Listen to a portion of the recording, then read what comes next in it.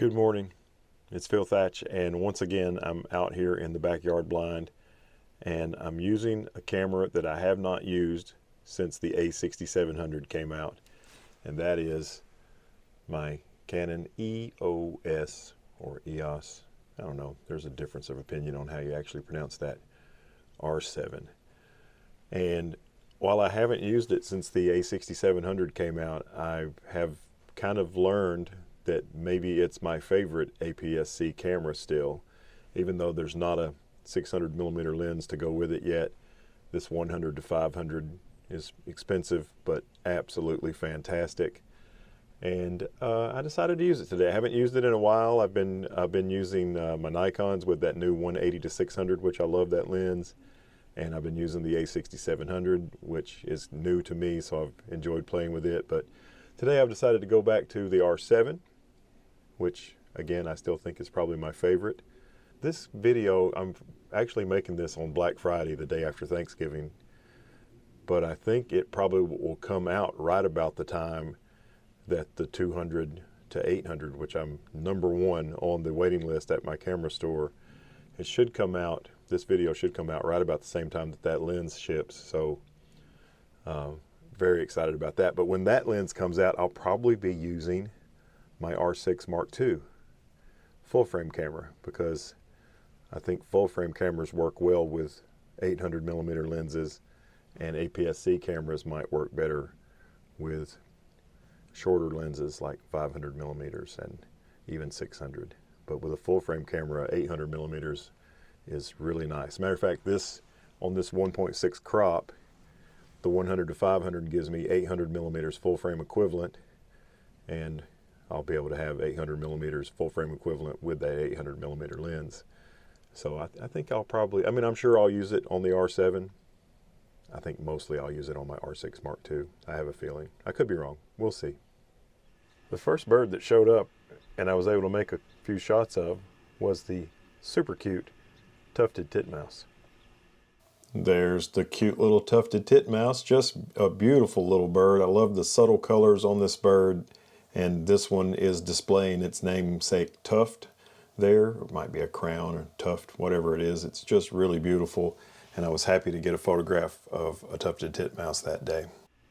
And then about 5 or 10 minutes later, a mockingbird showed up, and I made some shots of it on wrought iron. There's the boss, definitely the most dominant bird at my bird feeder stations, and he's up there on the top of the wrought iron just above the suet feeder, which he runs off any other bird that he sees near it.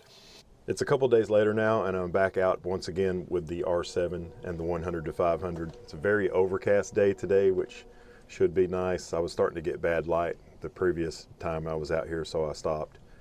But I've got perches on the railing of the porch. They're about 8 or 10 feet away, and about 12 or so feet behind that is a Leland cypress tree. And the first bird I saw this morning was a white-throated sparrow, which is a wintertime visitor to our area, and today is November 26th, I believe. And it's so dark, it's about 8 o'clock this morning, it's so dark that I was shooting to get my shots of it at 1/60th of a second. Of course, I'm tripoded up, but I had to hope that the bird stayed on the perch and I could get a shot of it at 1/60th, that it didn't move. So hopefully I did, and if so, here it is.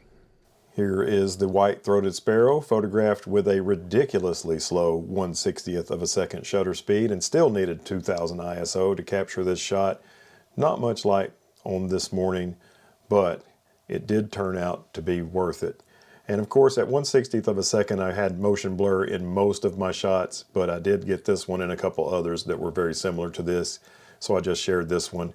But if I didn't shoot at 1/60th of a second, all of my shots would have been at horrendously high ISOs.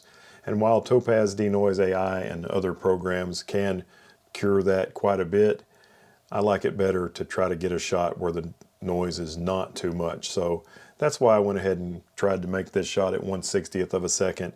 And while it may not be the philosophy that works for all photographers, trying it with a really slow shutter speed often works the best for me. The next bird that stopped by for a visit was a beautiful male house finch, and this one landed actually on one of my perches on the porch. The house finch is a very common bird in my area. I have them around my feeders and around my house all year round. And while that's the case for me, I imagine for you, you may not see this bird as much as me if you don't live in my area or maybe in another country. So that's why I'm always happy to photograph for one, especially a male with their beautiful color. I just bagged a nice little small in the frame dark-eyed junco, which is the first one I've photographed this year. I was really happy to get this photograph of the dark-eyed junco, and this one, the shutter speed is a little bit quicker because there was more light. I'm at 1/160th, but just look how calm and majestic looking this bird is. And it was tiny in the frame, and that's another thing that's really great about the Canon R7. It has 32.5 megapixels, so you can crop it quite a bit and still end up with a shot with lots and lots of detail. So I was happy to get this shot. This is my first dark-eyed junco of the year. And from a similar distance and a similar size, here's a photograph of a bird that I photographed quite a bit. It's a Carolina wren. And this one, he's kind of looking at us. You can see both of his eyes, which I used to kind of shy away from that, but lately I've been selecting pictures where you can see both eyes. Well, so much for the forecast of it being 100% overcast all day. I've got some fairly harsh light now, which I don't like. That's what made me quit making photos on day one of this video. But just after the sun came out, a downy woodpecker came up and landed on my perch that kind of comes up at an angle. And I managed to get one shot of it with really not the best head angle. I like that she's looking up, but I don't like that she's kind of looking away from the camera. And I'm not 100% sure that her eye is in focus. I'm pretty sure her feathers are, but I'm not sure about the eye. So I don't know. If it's any good, I'll show it to you now. Honestly, I'm not thrilled with this picture. The head angle is bad and the focus is bad. The very nearest part of her eye is in focus, but the rest of her eye is out of focus. I would much rather have the eye in focus and the rest of the bird out of focus, but I was happy to see a downy woodpecker and I wanted to share it with you. So here is a not so good picture of a female downy woodpecker. It is overcast again, which is nice. It's been about a half an hour since I checked in with you, and the little break in the clouds only lasted about 10 minutes. Not much going on though, except probably the most dominant bird on my bird feeders is the northern mockingbird that comes around from time to time. Whenever he shows up, or maybe it's a she, all the other birds get run off really quick. And he likes to come up and eat off of the suet feeder. And I made a couple of shots of him from kind of a long distance back on the Leland cypress. There's the northern mockingbird, and you know, my Leland cypress tree, half of it is open where another tree used to be beside it and was cut down, and the other half is full and green. So I have pictures of this beautiful northern mockingbird on the right hand side of the tree. The first photo and this photo are on the right hand side of the tree where there's no green to the tree. In the last picture, the mockingbird moved over to the healthy side of the tree with all the beautiful green. Even on November the 26th, still lots and lots of green, and it will keep its green all winter.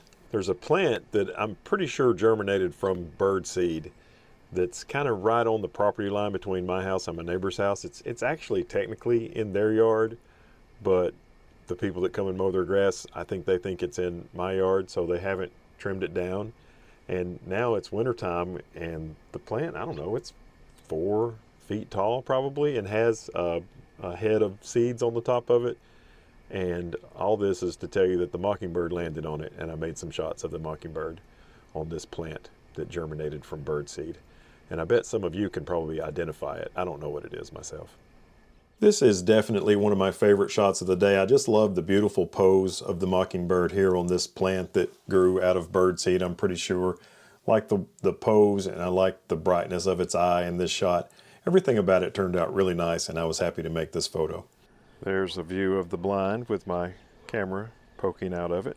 Here's what the perches look like on the porch. Same ones I've had for quite some time.